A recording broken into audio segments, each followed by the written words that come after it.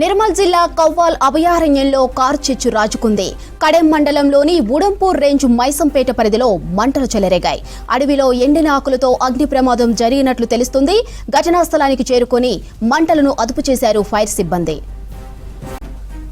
నిర్మల్ జిల్లా కవ్వాల్ అభయారణ్యంలో కార్చిచ్చు రాజుకుంది. కడెం మండలంలోని ఉడంపూర్ రేంజ్ మైసంపేట పరిధిలో మంటలు చెలరేగాయి. అడవిలో ఎండిన ఆకులతో అగ్ని ప్రమాదం జరిగినట్లు తెలుస్తోంది. ఘటనా స్థలానికి చేరుకొని మంటలను అదుపు చేశారు ఫైర్ సిబ్బంది.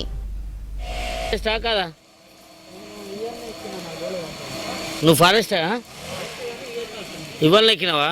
ఎవరున్నారు?